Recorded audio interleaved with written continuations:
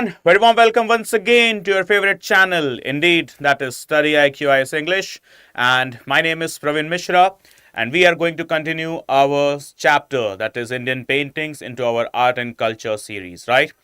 So, yesterday we discussed about the paintings that were related to the Upper Bhramsa, and apart from that, the Pahadi school of Indian miniatures, right? So, moving the chapter ahead, we got the next one into the list, that is now changing the direction and moving towards the wonderful South India.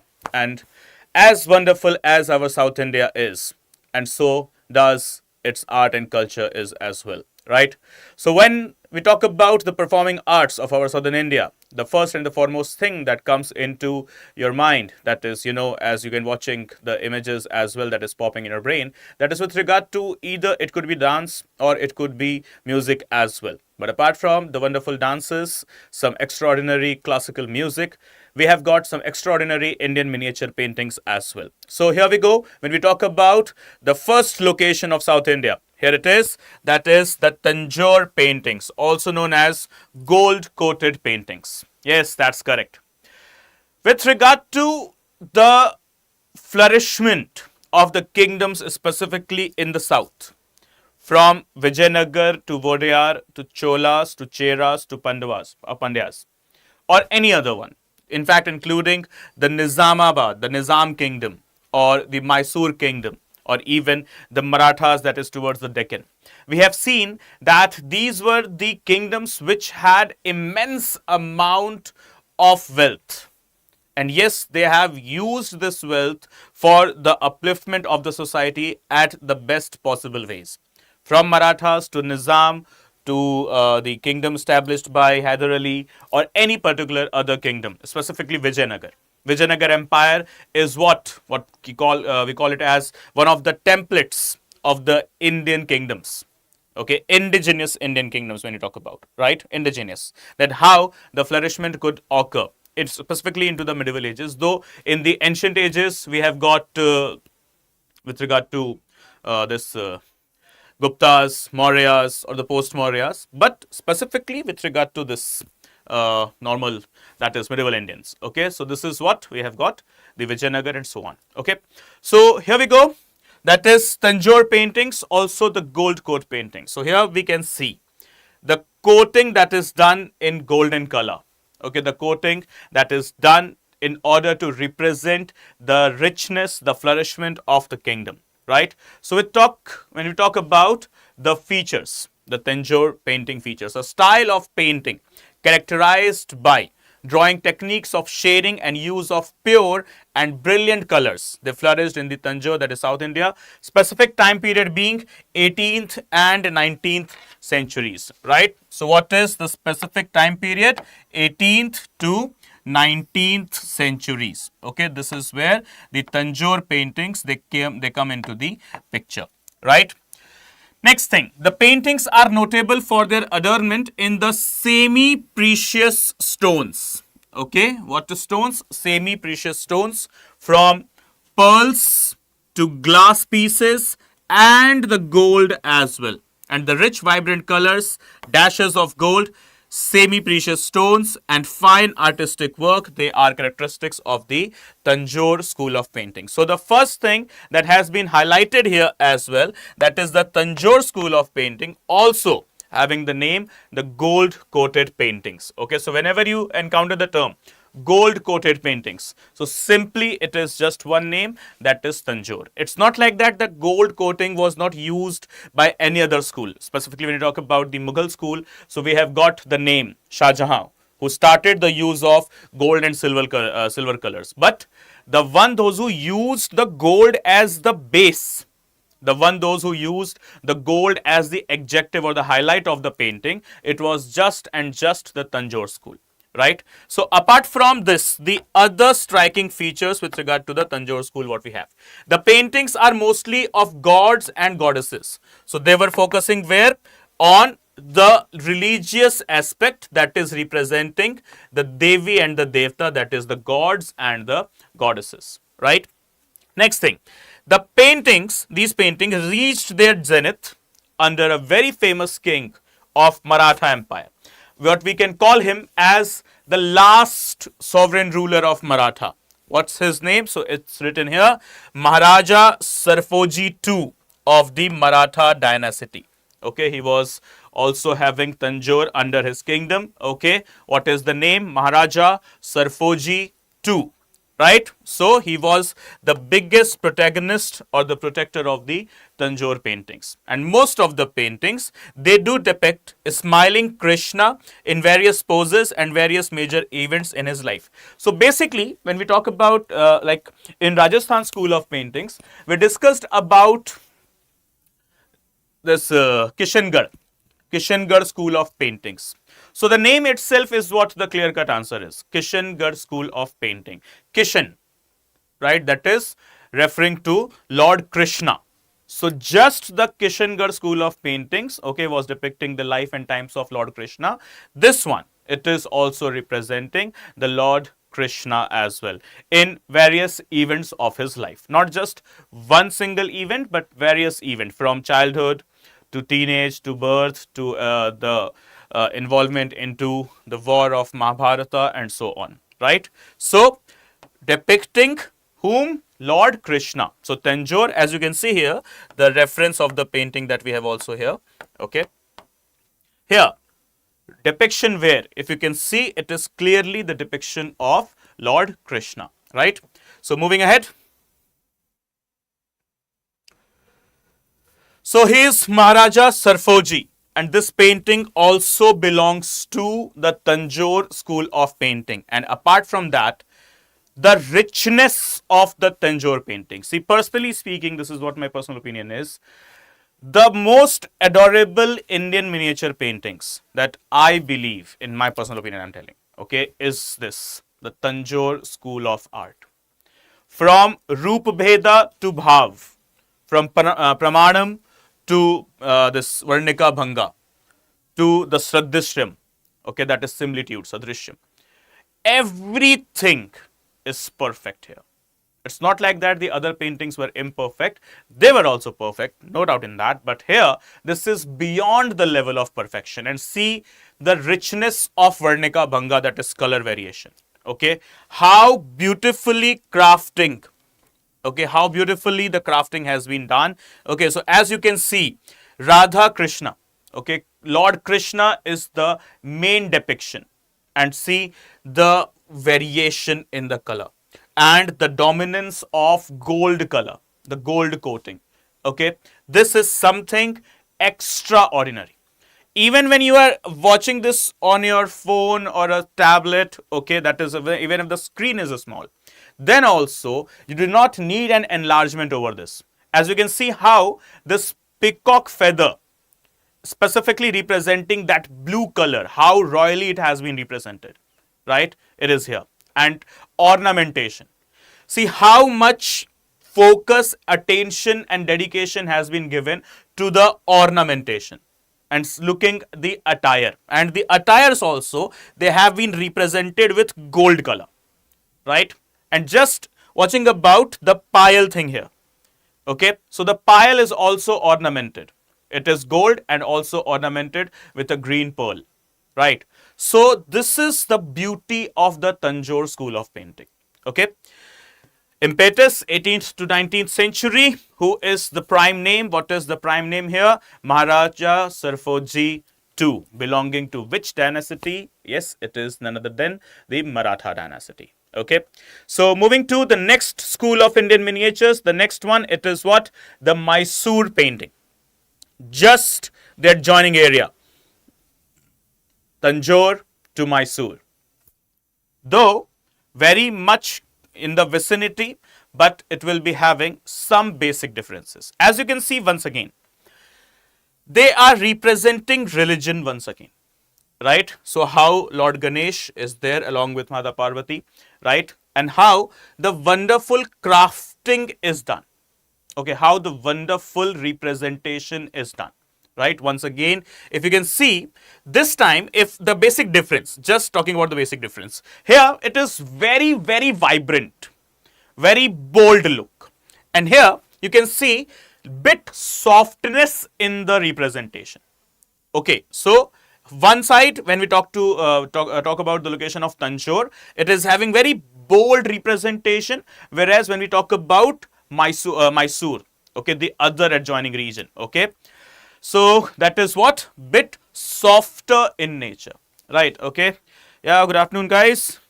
Karnataka say nice Sandesh, so you would be able to relate it more. So you are from the Mysuru region only. Okay, so you will be able to relate it in a much better way as compared to others, right?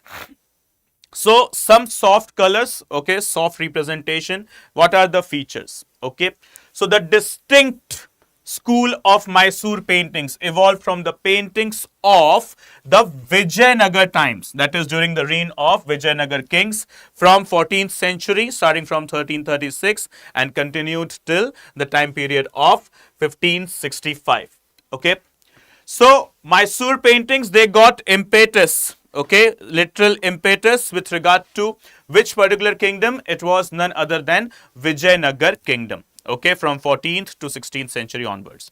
Then next, Mysore paintings, they are known for their elegance, muted colors, that is bit soft in nature, attention to detail, and the themes of most of these paintings, what they were, Hindu gods and goddesses, and the scenes from Hindu mythology, specifically the epics of Ramayana and Mahabharata, right? So Mysore school of painting, once again soft in nature, and once again just like Tanjore, representing towards the Hindu gods and goddesses Devi and Devta, and apart from that, yes, the epics of Ramayana, Mahabharata, and any other particular legendary books, they are also represented in the paintings, right? And see the last thing here, the unique part of these paintings is that they had two or more figures in each painting. Okay, as you can see, two or more figures in each painting. But the next big thing that is to be highlighted, okay, what is that? One figure predominates all the others in size and color. Okay, there would be multiple figures. There could be representation of multiple figures or the characters in one single painting, but there would be one character or one figure who would be dominating, that would be bigger in size and color, just like Mata Parvati here. Okay, so as you can see, Mata Parvati is represented in a bigger size and much greater colors as compared to Lord Ganesh, okay, the one who is sitting on the lap, as actually the child Lord Ganesh is represented here, right? So Mysore school of Indian painting, what does it represents? Softer colors, yes, obviously, but apart from that, it is representing the dominance of one character or the one figure over the others. There could be presence of multiple characters, right? So this is what the Mysore school. Yeah, Mohit dear, good afternoon. You are also from Mysore, nice. So the people from Mysore would be now able to relate more clearly, okay? So as you can see here, this is one particular strike of the context, the highlight of the context. What is this? The presence of gesso, okay, the gesso colors. What is this? Let's just read first.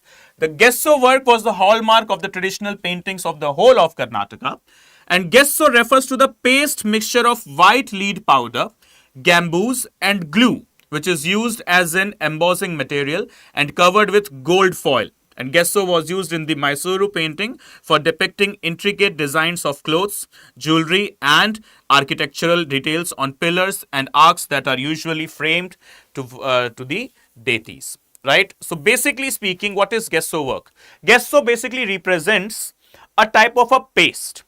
Paste made up of gamboos, okay, a paste made up of a different powder, okay, that is white lead, okay, and along with some other materials as well, and foiling that is done with gold. So basically gesso involves a powder of white lead and apart from that gamboos, okay. So the two things that you need to remember, and the gesso work is prominent, it is in prominence throughout the whole of Karnataka, but primarily it started in the region of Mysore, right? What is the name? Gesso work. Okay, so guys, please be very clear. Gesso work. What is gesso?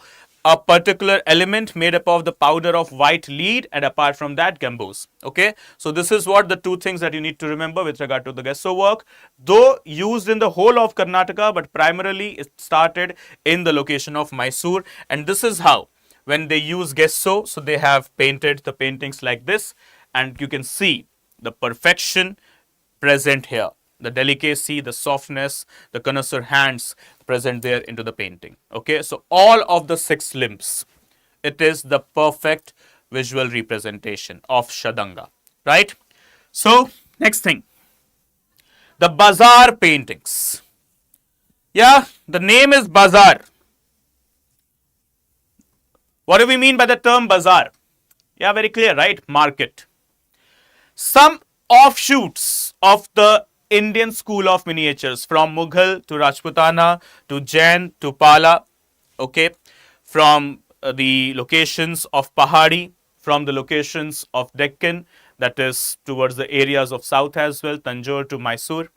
There started, emerging some new schools of Indian paintings, including Bazaar, Company, Bengal School, apart from that, Kali Ghat paintings, and so on. And one such prominent painting that we are going to discuss here is the Bazaar paintings. Yes, the name is clear, Bazaar. You know, the market, the type of market in the medieval and the modern ages India had, that is a market fully dominated by handicrafts. Handicrafts, not just the showcases, not just the utensils, but also the textiles. Rich handicraft market of our country was something that we can call it as the highlight of our market, or simply speaking, the most striking feature of the Indian market or the whole of the Indian economy.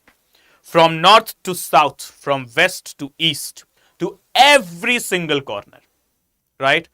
The bazaar, that is the market of India, used to be the center of attraction towards the people from the Middle East, that is from the Arab world, as well as Europe. Why was this Vasco da Gama too much keen to have a route for Asia, specifically India?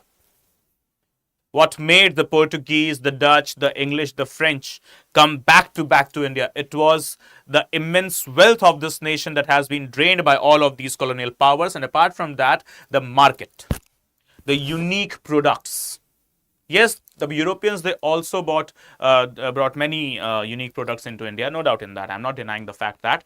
But the rest of the fact is the unique handicrafts market of our country. From utensils to the showcases, to the toys, to the ornaments, and yes, to the textiles, right? Yep, absolutely. Species as well, the spices as well, not species there, okay? It should be spices, right? So this became the center of attraction for the whole of the Arab as well as the European kingdoms to come to India and see how much they have been mesmerized with the bazaar, that they have started a distinct style of painting known as Bazaar School of Indian Painting. Okay, so as you can see, a very new thing that we haven't so far while discussing the paintings of Palas, Buddha, or the Mughals, Rajput, Pahadi, Tanjore, Mysore, okay, Upper Brimsa, and so on. We haven't seen such type of painting. So basically, yes, bazaar, that is representing the market, and see what they have represented. The fruits, the textiles, and some other markets, as you can see, some utensils, okay, and everything. How people are dealing with each other, how they are living, and how they are, trying to sell it, how they are buying it, and so on. So that called as bazaar painting. So type of painting, the features. As you can see, some wonderful depiction, but this is what you see into the European style of painting. So basically speaking, the school was also influenced by the European encounter in India, and they were different from that of the company paintings. Guys, just the next topic is company paintings. So do not get confused that company paintings and bazaar paintings, they are same. No, they are not the same, interrelated but not the same. Right? Company paintings are different, bazaar paintings are different. Though interrelated, I'm not denying the fact that they are interrelated, they are, but different. Okay? So they were different from the company paintings, as that school mixed European techniques and the themes with the Indian ones. The Bazaar school did not take any Indian influence. Company paintings had the Indian as well as the European influence, that is the mixture, the blend or concoction of both, whereas the Bazaar paintings, it was absolutely based on the European lines. Okay, so did not take any Indian influence, but they took the Roman and Greek influence. So they made the painters to copy the Greek and Roman statues, right? So whenever you encounter a Roman painting, a Greek painting, or any European painting basically, right, representing the society or the people or something like that, you will see such type of depiction, such type of soft and light colors, muted colors basically, and yes, giving more emphasis, okay, to the representation of the crowd rather than representation of a single individual god or goddess or the rulers. Okay, they will represent more of a crowd, okay, more of a gathering, right? So you might be aware about the very famous painting of Mona Lisa. So see, if you can remember, visualize the painting of Mona Lisa, right? You can see the colors. And just the very same way, here is the Bazaar painting. Absolutely European in nature, specifically Roman and Greek. Okay, has nothing, literally nothing to do with the Indian style or the Indian artists. Okay, so this school, when you talk about, was previously prevalent in Bengal, sorry, not previously, the prevalency of the school. Okay, it is in Bengal and Bihar region presently. And apart from the Greco-Roman heritage, they made paintings on everyday bazaar that showed Indian bazaars with European background. Okay, so what is the strike here? Indian bazaars, but the background will be European. One of the most famous genres was depiction of the Indian courtesans dancing before the British officials. Indian courtesans. Dancing before what? British officials. Things have changed. उनको नाचना आता है, हमको नचाना. That is what we can say. Right. Now it is not anymore. Okay. Next, they also painted religious themes, but the figures of the Indian gods and goddesses with the more than 2 axes and elephant faces like that of Lord Ganesha were prohibited as they deviated from the European motion of the natural human figures. So basically, they painted the Indian gods and goddesses, but specifically they tried to represent the human figures only. That's it, right? So this is what the Bazaar school of Indian painting, where prevalency in the region is Bengal and Bihar. What they used to represent? Indian courtesans dancing in front of the British officials. They do represented Indian gods and goddesses, but yes, the prior focus was the representation on the human figures. Even while depicting the god, okay, they were trying to depict the human figures. Next into the list, we have got company paintings. As we were discussing, okay, the name itself, company paintings, that is the company, British East India Company. Okay, the name of the painting, company paintings, and the name company comes from word yes, the British East India Company. When the officials, the British officials, when they started indulging into the painting, okay, and they started the Indian painters to come to them and use the Indians as well as the European style of painting mixed together, okay, and then create a painting. This particular sort of painting came to be known as company paintings, right? So as what we can see with the terms, in the colonial period, a hybrid style of paintings emerged, okay, that combined the elements of Rajput, Mughal and other Indian styles with the European elements. So the basic difference between company and bazaar paintings absolutely European in nature, specifically Greek and Roman, that is Greco-Roman, but company paintings, they are having the blend of the Europeans as well as the Indian styles. Specifically speaking, Indian styles majorly Mughal, Rajput. Okay, these were the two major influence into the company paintings from the Indian side, and apart from that, the Europeans, they were also there. Okay. Next, these paintings evolved when the British company officials, they employed painters who had been trained in Indian styles. Hence, they mixed their employers' European tastes with their Indian training and were called the company paintings. And the areas of prominence, the company paintings prominence, it is Kolkata, Chennai, Delhi, Patna, Varanasi and Thanjavur. Okay, so what are the locations? Kolkata, Chennai, Delhi, Patna, Varanasi, and Tanjore. These are the primary locations.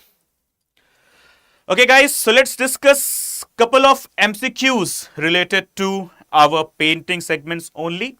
So, guys, please, I request you all, I just, okay, say that please be very active, be very much, that having that speed thing with yourself while answering. So, here we go with the first question. Which of the following statements regarding Indian miniature paintings is correct? Okay. So, miniature paintings were first introduced in India during the Mauryan period. B. Mughal miniature paintings were heavily influenced by the Persian and European styles. C. The Pala school of miniature paintings was prominent in the Vijayanagar Empire. Or D. The Rajasthani miniature paintings were primarily patronized by the Delhi Sultans. Come on, guys, quickly go ahead with the answer. A, B, C, D. What is the correct one according to you, in your opinion?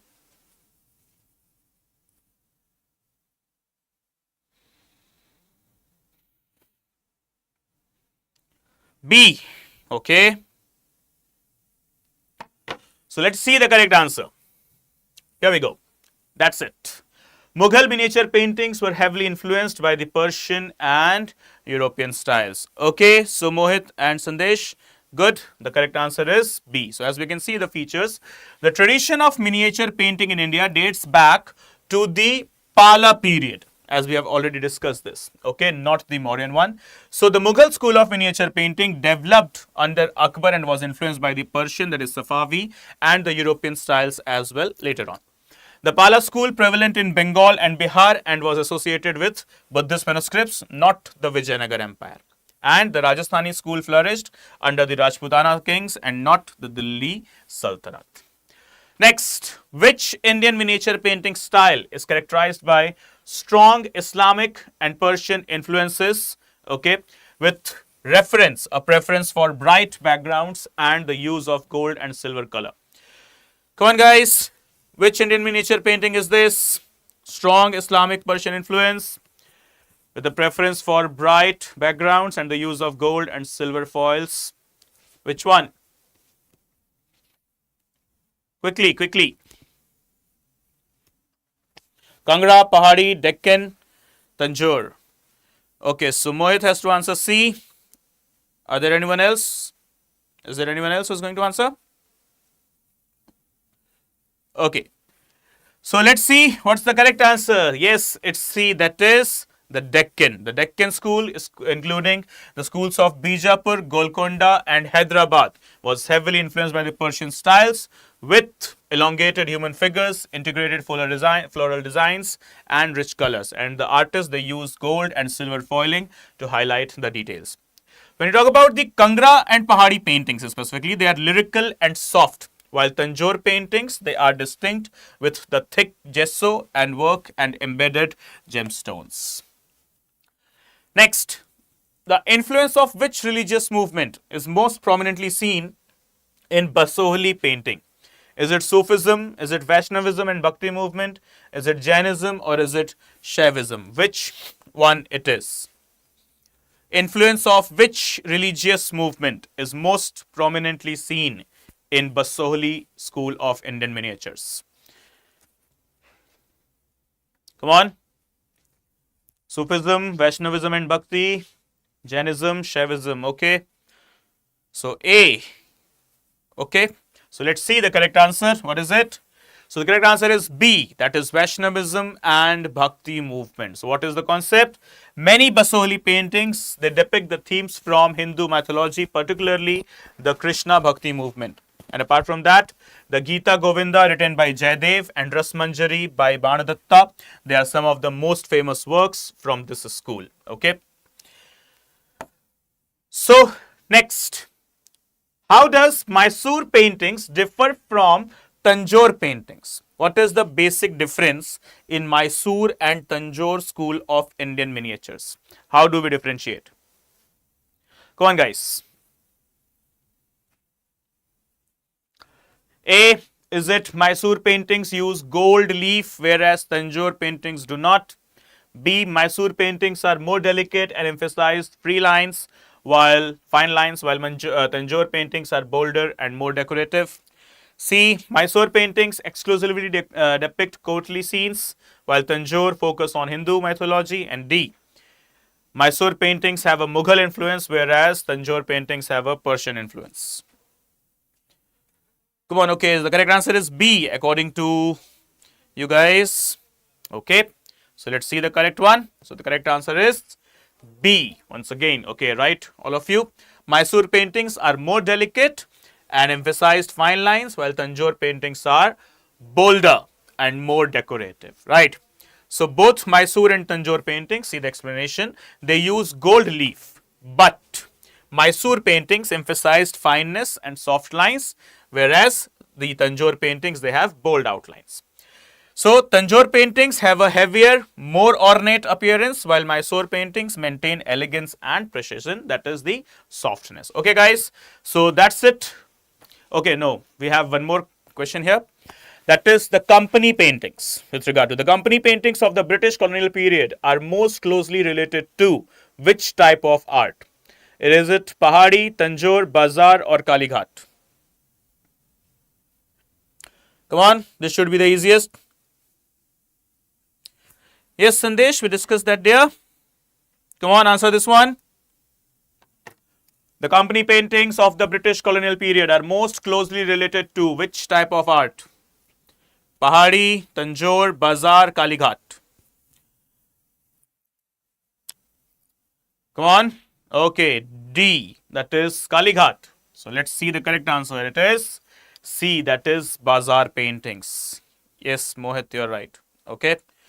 So obviously we have discussed this just a couple of minutes back. So guys, that's it with this session right now. That's it with the Indian miniature paintings as well. And tomorrow we shall be starting with the Indian mural paintings. And don't worry about the things that you think that are not yet discussed, like for example the Kalighat painting or the Bengal School of Art or the Golconda School of Painting. Don't worry, that we have kept it in the miscellaneous part, that is the MISC section. Okay, you need not worry about anything will be that will be left or not. Nothing will be left, simply speaking. As I have always stated, there will be no stone left untouched. Right, everyone? So that's it. Please do like the session if you do like it. Okay, and apart from that, if you haven't subscribed for the channel yet, please do subscribe the channel and please let me know your opinion into the comment box as well. Bye bye. Take care. See you in the next session. Good day. Study well. Jai Hind. Jai Bharat.